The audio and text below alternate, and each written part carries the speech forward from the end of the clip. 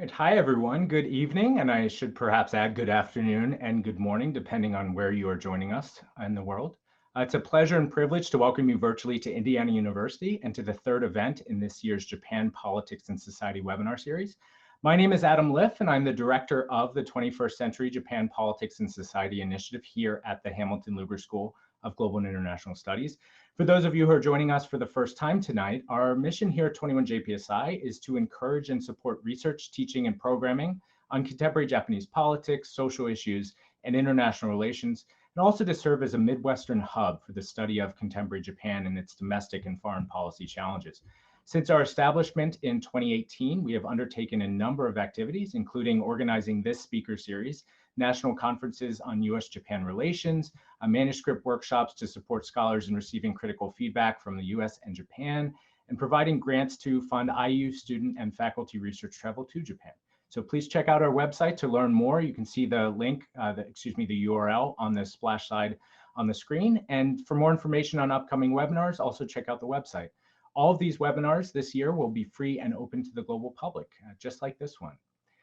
So let's now begin tonight's program. I am very, very pleased to welcome Professor Saori Katada for a talk about her important new book, which you see here, Japan's New Regional Reality, Geoeconomic Strategy in the Asia Pacific, which was published earlier this year. Professor Katada joins us today from the University of Southern California, where she is a professor of international relations. She is also a leading expert on Japanese foreign policy and international political economy, among many other areas of particular expertise. She has an extremely impressive CV. She's the author, co-author, or editor of more than 10 books and many, many more academic journal articles and book chapters. So it's a good time to hold an event on this topic, especially with new leadership in Japan and on the eve of a US presidential election. It's a great time to discuss shifting geoeconomics in the Asia Pacific, as well as how Japan specifically is responding to these associated and variegated challenges. Recent years have witnessed a torrent of major developments, including the US's abrupt 2017 withdrawal from the 12-nation Trans-Pacific Partnership, Japan's proactive championing of free trade in the region and beyond, major initiatives by China, Japan, and many other players to deepen economic links, surge investment, and increase economic influence across the region. In fact, it seems as if almost every week brings a new major headline reminding us of how much is in flux these days in the hugely consequential Asia Pacific and how big the stakes are for Japan, for the United States, and really for every country in the region. So I'm so pleased that Professor Katada is here to help us understand this new regional reality, as she puts it, as well as the ways in which Japan is adjusting its geoeconomic strategy in response. Now, before I get out of the way and turn things over to our speaker, just a couple quick notes about the game plan tonight. Slight change of plans. We will be ending a few minutes earlier than originally scheduled, just to make it easier for everybody who wants to watch the final US presidential debate, which begins at 9 p.m. So we'll try to wrap up a couple minutes before the hour. Professor Katada will start us off with introductory remarks for about 25 minutes based off her new book, at which point I will engage her in a brief discussion before we open things up for a Q&A with all of you. If you would like to ask a question, please click the Q&A button at the bottom of the Zoom display. We encourage you to submit your questions sooner rather than later. Please try to be concise and let us know where you're watching from. And just so everyone is aware, this event is public and will be recorded. So without further ado, ladies and gentlemen, Professor Saori Katada. Hi, good evening, or maybe good afternoon, depending, or maybe good morning, depending on where you are. My name is Saori Katada. Thank you, Dr. Adam Liff, for the kind introduction. I'm very privileged to be here. I've never visited Indiana University, but I'm at least here virtually. So in the next 25 minutes, I would like to talk about Japan. So let me share screen.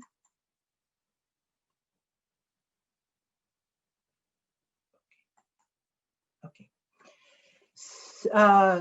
So this is based on my book, which I will introduce in a minute. But what I would like to start with, and Adam actually talked a little bit about this already, is this kind of a major shift or major kind of headline that Japan captured in March of 2018, a little bit more than 2 years ago, when the Comprehensive Progressive Agreement of Trans-Pacific Partnership, CPTPP, was signed in Chile in this month. which was to say that this was a way for Japan to be saving the international liberal order, where Japan used to be actually treated as one of the villains, which was exporting goods pretty aggressively into the United States, not following the global rules according to the kind of GATT and WTO standard. So my question to start out with is this: how did it happen? How come that these villains that used to really torment the U.S. by not following the international trade rules and really making neo-mercantilist push in exports and so on, had become such a hero of this to save this system? And as Adam already noted, this is really an important time to be looking at this, as we are seeing a lot of dismantling on some of these international trade as well as economic rules with the competition going on between the United States and China. And I would like to make the case that Japan is really an important entity, an important player in making this international liberal order withstand of all the changes that's ongoing. So this is based on the book that I've just published in July. July 7th was the day it was published. And those who know Japan and some Japanese customs, this was the day of the kind of a special day for where the constellation in the sky, Tanabata is called. And like to see that these lights are kind of corresponding to that date. So timing was pretty fortunate in some ways, but not so much in other ways. This really is a good time for us as Prime Minister Abe stepped down right after this to take a stock of what has happened in Japan in the last 25 years, which really changed Japan's course of action when it comes to geoeconomic strategy in the region from the mid-1980s, when Japan was actually at the height of its economic game, to the time now that Japan seems to be kind of in the shadows of China, but actually is really playing a very important role in the regional political economy of the Asia Pacific. So questions I have here are threefold. First of all, I would like to see how has Japan become the savior of liberal economic order in the Asia Pacific? And by looking at how and why Japanese geoeconomic strategy has shifted over the course of the last 25 years. And in order to conclude with this, what are the kind of opportunities and challenges for the Japanese government with this new geoeconomic strategy? So that's the kind of menu of what I would like to talk about. My argument basically from the book is that this liberal turn that Japanese government has managed to make started as the country become the mature economy in the 21st century. And I will explain what that means, but the context being very important. The context is this very stringent, very high-powered competition between the United States and China as the rise of China shifted regional economic power balance. And that's where Japan came in as a rule-setting entity where it can take its own geoeconomic strategy. But at the same time, I would like to note that domestic political economic structure really has shaped that type of strategy as in some specific issue areas. So I would like to talk about that in terms of how these strategies have been shaped. To start with this discussion, I would like to define what this regional geoeconomic strategy is. You might hear the word geopolitics or geostrategic issues, but geoeconomics might be a little bit of a new concept. The definition of it is the use of economic instruments by government in order to pursue national goals. And that can be the goals of economic growth, economic sustainability, or the kind of to prevail over competition. But it takes the economic and political advantage in consideration. And for my book, I discussed that the old style Japanese strategy of the 1970s, especially the 1980s, shifted into a new one. And the old style geoeconomic strategy was based on bilateral relations. It focuses on informal kind of rules or no rules in that, for that matter. And it was led by embedded mercantilism, which is T.J. Penpel's term, where the Japanese economic strategy of neo-mercantilism was embedded in the Japanese society's purposes of protecting its economy and engaging in a rapid economic catch-up and growth. Meanwhile, 25 years later, since the late 1990s onward, the new strategy Japan started to take, which I call state-led liberal strategy, changes its structure, first of all, so from bilateral to regional institution building, and its mode of engagement, which is from the informal to formal, and also to embedded mercantilism to pursuit of liberal and global high standard, which is the underlying values. So how has it taken place? I have 3 chapters which looks at the concrete changes, but let me just focus on one, which is on the trade and investment. The other 2 chapters are one on money and finance, the other one on the development and foreign aid. So in the context of trade and investment, and I argue they took a gradual path to this transformation from the old to new.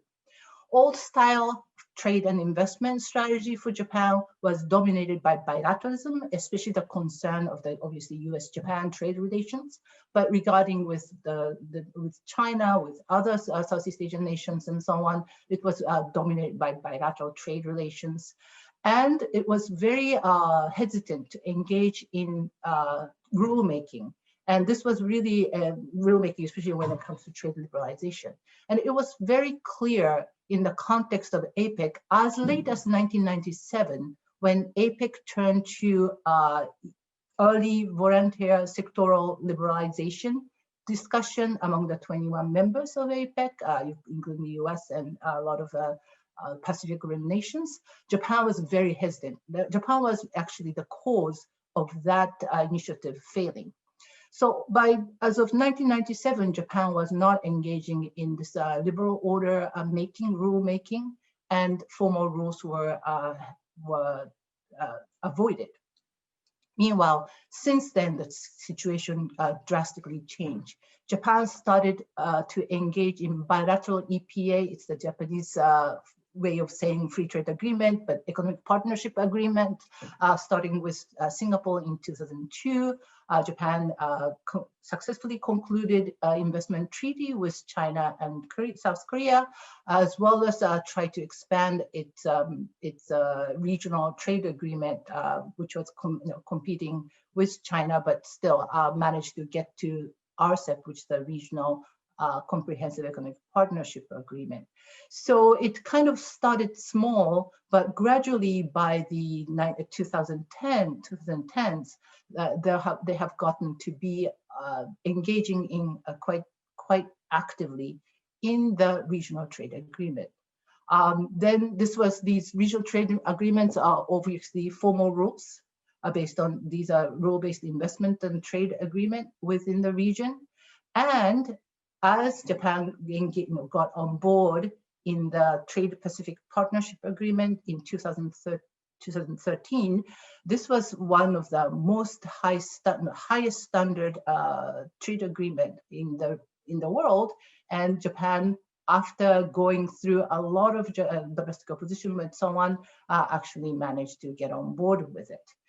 This created this TPP of the 20 member countries, including the United States, Canada, Mexico, as well as several countries in the Asian side, Singapore, and so on, while excluding China, but at the same time aiming to make these standards in the region so that later on China will be coming on board. So in many ways, this was really important kind of initiative where Japan got on board and make it such a big agreement with our large members that covers about 40% of GDP around the world. Of course, that reached its agreement in October 2015 after 19 rounds. And February of 2016, they have come as far as to have it signed. But what happened, obviously, was, sorry, I should have gone there. This was the kind of overall coverage of how Japan's already extended many agreements around the world. And just to note that, if all is succeeded, this was a little, 1 year dated, but it would have covered about 80% of the Japanese trade globally. So, this was the major inroad Japan has made. By the way, as recent as September this year, Japan actually managed to agree a free trade agreement with United Kingdom, while RCEP is now without India, so it reduces the overall coverage a little bit, but it's, just suffice it to say that Japan has come a long way from the one that really avoided any of these free trade agreements to the one that's actively promoting it. So the one major thing, though, now Japan is not just a follower, but it becomes a major leader. And this follower no more is the phrase that my long-term course, Mireya Solis from Brookings has used. But this really is highlighted by the fact when the Trump administration, as it came into the office in 2017 in January, using the executive order to take US out of TPP, within a year's time, there was a little bit of hesitation a few months after this withdrawal, the US withdrawal, but Japan actually took the lead to engage in the remaining 10 members and then plus one, so that 11 members, to lead to the new TPP, or called CPTPP or TPP 11, by freezing some of these some of the articles of the agreement, but still kind of making this TPP intact, really becoming the savior of the international liberal order. So that's the kind of way in which we find Japan to be really transforming. According to the word of Ambassador Tom Schiffer, who was US ambassador to Japan from 2005 to 2009, this was really a path-breaking development, which was unseen in the Japanese behavior, by taking its own independent lead in supporting liberal economic order, even since Japan's independence in 1952. So other chapters I will go just briefly is money and finance. There are many developments going on in the region, with Chiang Mai Initiative being concluded and expanded. Asian bond market is quite significantly developed. It's been expanding rapidly, while currency hasn't really made that much inroads. So I call this development to be a kind of uneven development, but still the path was uneven, but still there has been a kind of similar path. And also, you might hear quite a bit about this in the recent past, where in the area of development, there has been some kind of a hybrid path taking place too.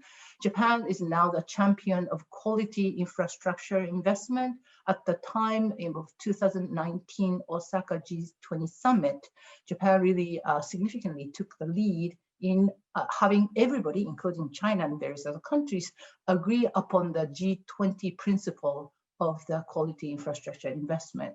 So all in all, Japan has been taking a significant lead in this, in all these areas, even though the path that's been taken is somewhat different depending on the issue areas, how the kind of path dependence of the developments over time has taken place, as well as some of the constellations of the regional power and involvement.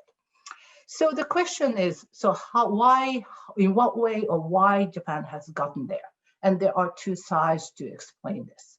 On one side, there is economic power shift, as we were putting forward in early on, that obviously Japanese share economic size has declined, especially relative to China. This is the graph of the proportion, the share of GDP within East Asia, where Japan used to capture about 65% back in the late 1980s, while now it's much, about half of that, while China basically kind of take over the same amount and now capturing, about 60% of that much.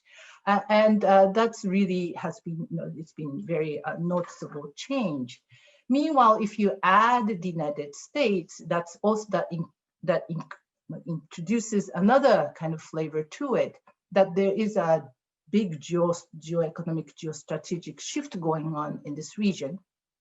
And this is based on the GDP, based on the market exchange rate. But if you look at the purchasing power parity, China is actually now GDP with China's GDP is actually bigger than the United States. So all in all, this creates a big tectonic shift in this region, where there is a very prominent geoeconomic rivalry between US and China based on the what kind of rules, what kind of order that these two countries are pursuing. So obviously the US side pushes for liberal free market order. Again, there are a few different measures taken, but challenging China's dominance in the region, while China is pursuing the state capitalism, use of economic coercion, and mercantilism, and so on and so forth. So that's where Japan can actually tilt that power balance between the two, where Japan, so I call Japan to be the pivotal state, where it really has the weight to define the configuration of how this economic order would look like in the near to medium term future by shifting its kind of support in the liberal economic order side. At the same time, the question is, can Japan or Japanese government pull this off? And what are the kind of ways in which ways in which sustains that kind of strategy on the part of the Japanese government? And that's the transformation of Japanese domestic political economy. I have basically 3 basic points that I was making in the book. So one is the government-business relationship, and the other is the Japan turning from trader, exporter to investor, and the third is the kind of implementation structure, the bureaucratic and government structure that changed over time. So first one, the balance between the private and public sector, as well as the so-called disembedding of the big businesses from the Japanese government tutelage in some ways. The typical development of state argument says that government has a very significant kind of control over the private sector. That is no longer the case. If you look at the balance between the power between the government and public sector in Japan over time, now private sector, the big businesses especially, are globalized, very credit-worthy, and they don't have to listen to the control of Japan. So that kind of very tight-knit relationship has loosened quite a bit. It's not to say that Japanese government doesn't have any Japanese government and the private sector don't see eye to eye. They actually do. But the now Japanese government's role is to kind of be in the same wavelengths with the private sector rather than controlling the private sector in any way.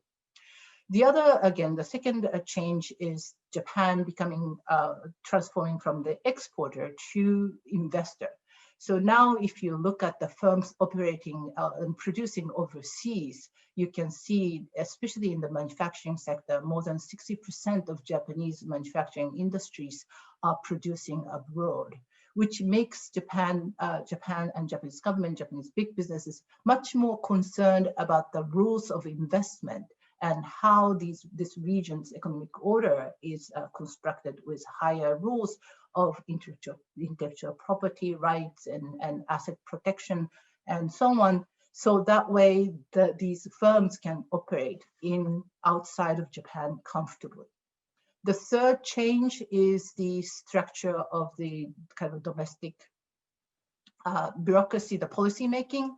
The kind of dominant role of bureaucracy has waned quite significantly. There were several institutional reforms that government reform that took place. Obviously, 1994's electoral reform was first one, where obviously Rothenbuss and Thies, a famous book, talked about the fact that that really triggered Japan to become more liberal minded.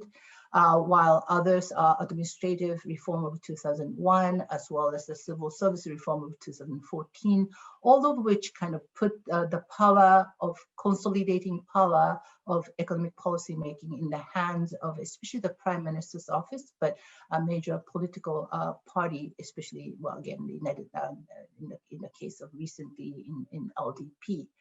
So altogether, the kind of old fragmented bureaucracy, which was famous in Japan, kind of got significantly consolidated, even though there are still some of the remnants of it. So I will conclude with the implications of what this all means to the regional strategy as well as for Japan. Those who are interested in international relations, this will be the kind of theoretical part. So I will basically kind of show it to you and skip. But in some ways, kind of the regional system and domestic nexus is very important, and developmental state, kind of how it matures, is a kind of interesting topic. And I also look at some regionalism and competitive rule diffusion as the way theoretical kind of interest from this book. While in terms of actual policy, the Japanese foreign economic policy, the opportunities for Japan is quite significant. This rise of geoeconomic strategy and the use of so-called economic statecraft is quite effective in making shaping the regional economic order. And Japan has the power of being a pivotal state. And it's interesting to see how once the developmental state, which is quite a few, kind of that category in East Asia, matures, what type of actor that becomes. While challenges are still quite abundant, Japan has limited financial resources, especially the government financial resources quite limited, while bureaucratic fragmentation still exists. So sometimes the slow path that Japan's trade policy shift has taken really came from that fragmentation, which gradually became more centralized under especially the Prime Minister Abe's leadership. While the second point is, even if the Japanese government wants to rely on the global Japanese businesses, which are now globalized, it's very difficult to control them. So what Japanese government can do at this point is much more to kind of abide by what their wishes are and provide the environment and take the leading role in shaping the environment, rather than kind of relying on the kind of direct connection to the businesses. And that kind of challenge is quite evident at the time of infrastructure investment, where Japanese government wants to promote private-public partnership, PPP, while it's not very easy to incentivize the Japanese big businesses to come in line with what Japanese government wants. And that kind of shows the ambivalent characteristics of Japanese political economy still, that there is still this sense of developmental state mentality in them, while at the same time, now it wishes to be the champion of the liberal economic order. So I will stop now and go to the last page. Thank you very much for listening, and I look forward to discussion with Adam and the audience. Right. Thank you very much, Saori. That was a remarkably concise and compelling overview of recent developments in the region and Japan's response. I think this idea of Japan as a pivotal state is especially compelling. So I have just a couple questions for you before we turn things over to our audience. And in the meantime, folks, just a friendly reminder, if you do have a question for our speaker, please take the time now to submit it through the Q&A tool at the bottom of your screen. Please try to be as concise as possible, and do let us know where you're joining us from. And as always, apologies in advance if we don't have time to get to your question. So Professor Katada, thank you again for a wonderful talk.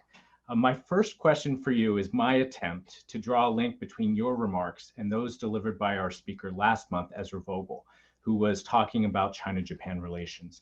And as Professor Vogel reminded us, one of the defining features of post-1949 relations between Japan and China is this idea of a separation of economics and politics, seikei bunri. Yet, given recent developments, such as rapidly worsening frictions between the US and China as part of what you called a geoeconomic rivalry, and also what you refer to in your book as Japan's own desire to, and I'm quoting here, obtain a strategic upper hand against its rival China, end quote, we've seen a major increase in emphasis in Japan just the last couple of years on the national security dimension of foreign economic policy. For example, as you know, earlier this year, the Abe administration added a new economic security unit to the cabinet's national security secretariat, which, according to reports I've seen, includes roughly 20 dedicated staffers, which is a sizable percentage of the NSS's overall staff and a good indicator, I think, of the seriousness of these concerns. So I have two related questions for you along these lines.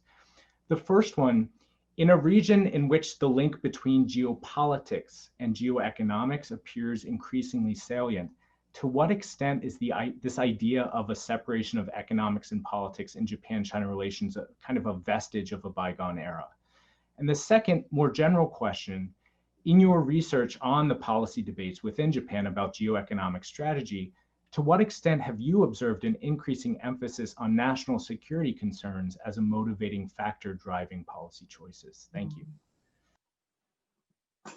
Yes. Should I take this slide down, or is this okay to leave it this? Whatever you prefer, it's your show. Let me just take this down. Yes, well, thank you for wonderful questions. Well, first of all, thank you for inviting me to this this talk. It's been great to be able to do this. And yes, I actually listened to Dr. Vogel's talk here. So I was really keen on the whole very in-depth history of this. To me, the separation of economic and politics that was pretty prevalent in history is getting less and less so. In some ways, actually, in the reality of things in East Asia, the economic instruments has always been very important part of the political or security relations. And I think it has become even more so in the last maybe 10, 15 years as China has risen quite significantly. And as you can see, China's use of economic instruments for many of the security purposes at this point very clear. From consumer boycotts to embargo of certain items or BRI altogether. So when it comes to that, I think there is much more of this comprehensive security understanding of overall both from Japan, from China, all across the East Asia, because economic growth and stability is such an important component. So having said that, so basically to say that that type of environment already exists in East Asia, and it's been more so, again, in the last 20 years or so. So in that sense, I think now that blurring is becoming clear in these strategies. And this way, to me, I'm not very much of a security person, but to me, this is a way to some extent kind of settle the score, so create some kind of power dynamics among the major powers like Japan and China to engage in the region without leading to any kind of real security, like the guns and missiles kind of security contention. So that's kind of my basic take on this. And kind of answer to your first question of that blurring or the kind of no longer be the case. I think in some ways that separation was exception, and this is a usual kind of a state of affair.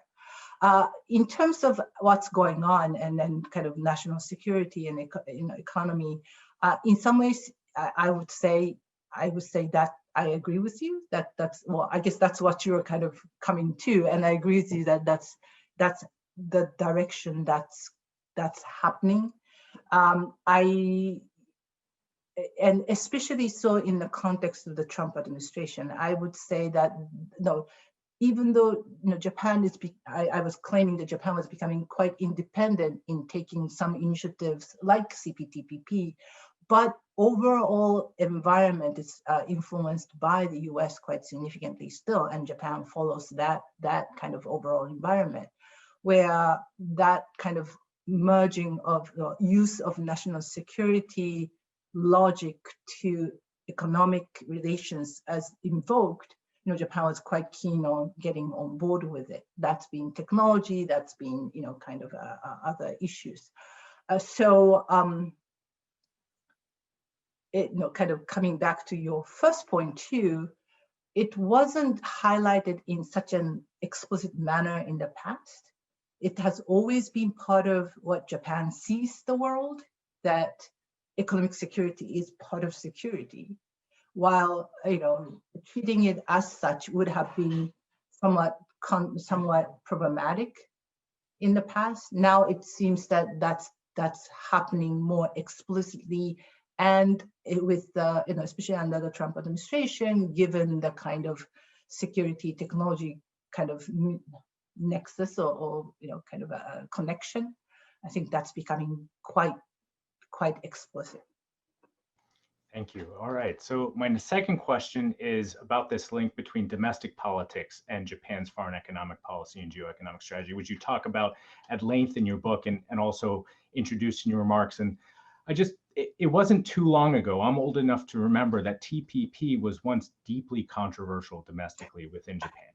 Yet now Japan, as Maria Solis, who we both know very well, has argued, and many others, you yourself, Japan is now an unabashed champion, even a leader of free trade regionally and globally. Could you talk just a little bit more for our audience about the role of changing domestic politics and the extent to which they have kind of created space for Japan's leaders to be more proactive and ambitious in foreign economic policy in the ways that you discussed? Yes, obviously, was it 10 years ago, more or less? Yeah, if you go to Japan and go to any, kind of region outside of Tokyo, there'd be a big banner saying opposing TPP, the American colonialism, and all those things. So there was a heated debate, and not only about just the liberalization, but it was kind of really a threat, a feeling of threat that's coming from the US. And I think that came from the kind of long experience that Japan has had, not only just the kind of agriculture gradually being kind of being challenged, even though these are the very, very protected sector, at the same time, kind of the ways that Japan has to compromise and really kind of bend over backwards to accommodate U.S. demand, given the trade wars, the trade conflict that took over time. While there are quite a few changes, as I was mentioning in my presentation, taking place that allowed TPP to be acceptable and maybe even desirable policy for the Japanese government and the politicians and so on. So there are a few. So one, definitely there is a kind of decreasing weight on the agricultural lobby. Obviously, demography, less than 2% of the population is having full-time farmers, and the average age is 67 or something really high, around that age. So that the gradual demographic shift, as well as the kind of waning of it, is one.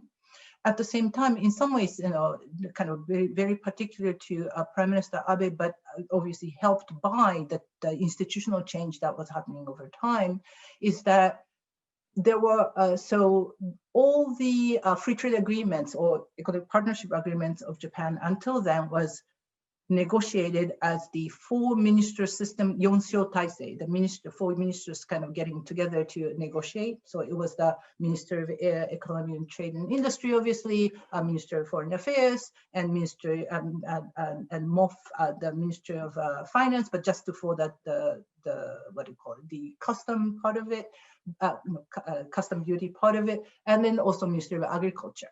And that created very different kind of stringent dynamics where agriculture ministry was opposing many of these liberalization, while Abe managed to put all that together under the cabinet secretariat as a TPP headquarters. So that's definitely one institutional kind of innovation that managed to make this happen quite quickly. And also, in some ways, that that really kicked off, and also kind of this was part of Prime Minister Abe's kind of Abenomics.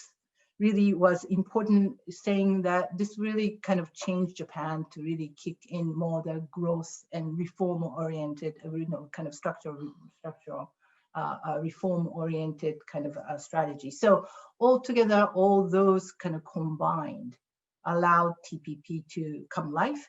And at the same time, Prime Minister Abe was actually tackling the agricultural reform and JA reform. Many of the kind of lobbying institution was getting a lot of attacks. So altogether, I think it was a multi-pronged approach that really allowed the Japanese government to take a very proactive and kind of strong initiative like this one. Thank you. Just one last question from me before we turn things over to the audience, and I'd like you to put you on the spot a little bit. The question relates to US-Japan relations and anticipates the US presidential election. Mm-hmm. So if theoretically a new US administration invited you to the next 2+2 Security Consultative Committee, US-Japan Dialogue, to brief US and Japanese leaders about regional dynamics and geoeconomic strategy, what would you advise them to focus on as their #1 policy priority in order to shape the future of the region?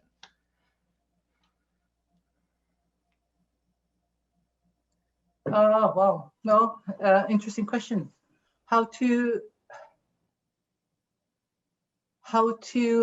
push back the protectionist kind of instinct at this point, especially under COVID, especially under kind of the changes in supply chain and all that, and how that could be done, both domestically, what kind of either compensation, support, training, whatnot can be done, and also regionally through collaboration and kind of mutual kind of understanding, right? Mm-hmm. So you don't want to go into a protectionist arms race.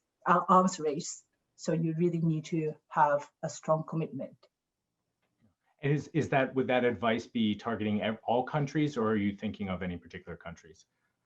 I think all countries, but especially the United States. I'm worried about US much more that at this point than Japan or China. But Japan is now concerned about some of that, especially the supply chain and trying to have more diversified supply chain, things like that. While yes, it's okay to think about have diversification more. While if it becomes more the kind of onshoring and kind of becoming protectionist, then I think that will endanger the regional integration and the kind of liberal order that we know thus far. Yeah, and then there's just across many issue areas, there's this really intimate and underappreciated link between what happens at home, domestic politics, and then foreign policy. So I think that's something that leaders also need to be mindful of. So thank you, Saori. It's now, folks, it's time to open things up to the audience. And again, we did promise to get you out of here in time for the debate. So I may edit some questions down for clarity and brevity, but I will try to capture their basic spirit. So let's see. Our first question comes from a student here at Indiana University who asks, how do Japan's mounting demographic challenges, including its aging and shrinking population, factor into policy debates about Japan's geoeconomic strategy these days? Yes, very much.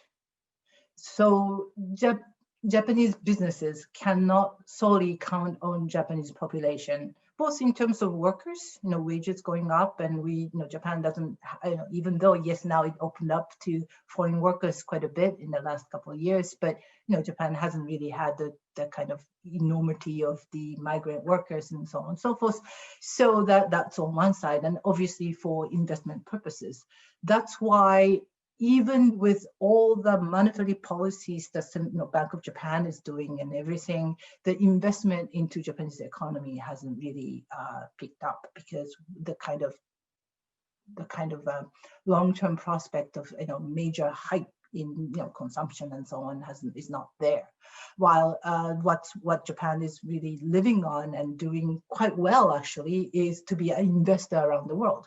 That's part, there is a significant amount of kind of a business kind of assets and that's being invested around the world. But again, especially concern is in Asia, where they are now, Japan's long-term economic growth prospect is not only within Japan, but around the Asia Pacific and the prosperity of Asian countries, including that one in China and probably beyond, going to India. So Japan as a country with this demographic challenge has to make its own living in the region, not just within Japan. So that's really is a kind of fundamental. I don't have that much of a discussion in my book, but that's one of the foundation of why the Japanese businesses are behaving this way, and why Japanese government are very concerned about putting this really rule-based order in the region, not just in Japan, but beyond. Yeah. And I think it's also important to note, and often forgotten, that it's not just Japan that is facing these demographic challenges. Korea, Taiwan, even mainland China, a little bit further down the line. But these are very significant issues that not just Japan is dealing with. So thank you for flagging that for us. Okay, so I'd like to, with apologies to two questioners, Deanna Horton and Yuma Osaki, I'd like to kind of compress two questions into one, and that's the Abe factor question. Basically, Abe, obviously, Shinzo Abe stepped down recently as the longest serving prime minister in Japanese history, as most people on the call, I'm sure, are aware. And so how important is he as an individual or as a leader in shaping the kinds of geoeconomic strategies or foreign economic policies that we've seen over the last 8 years? And to put a more contemporary spin on it, what comes next? Is there any reason to anticipate any major shifts now that he's no longer prime minister? Yeah, well, yes. So, in some ways, I'm kind of glad that, my book came out at this timing, because I think it's a really interesting time to think about Japan's foreign economic policy moving forward. But my answer to that question is basically, to say that Prime Minister Abe had some role, but in some ways he was at the right place at the right time. Japanese institutions, as well as Japan's positioning, geostrategic positioning in between China and US, was already shaping up this way. The fact that Prime Minister Abe himself can stay for such a long time as a prime minister and really stabilize the politics of it and implementation kind of institution under him helped him quite a bit. While if other prime minister come with the similar skill of domestic politics and staying in the office for a long time with the same kind of a similar tendency, it would, he or she, hopefully sometime in the near future, would have been able to utilize this environment strategically. So I wouldn't say that he had no role. Obviously he did. He was again, very stable, very proactive prime minister with a very stable political foundation, which really helped him in many ways. While if I think I would argue that somebody else could have actually taken this role. Koizumi early on was somewhat similar, not as kind of a proactive in the foreign policy in that sense either, but that's that was again long-lasting prime minister. So moving forward under Prime Minister Suga, I think, overall, the indication is he will stay the course. He's now visiting Southeast Asia. I don't know how proactive he can engage, in comparison to Prime Minister Abe, but at the same time, I think this whole structural institutional setting remains the same.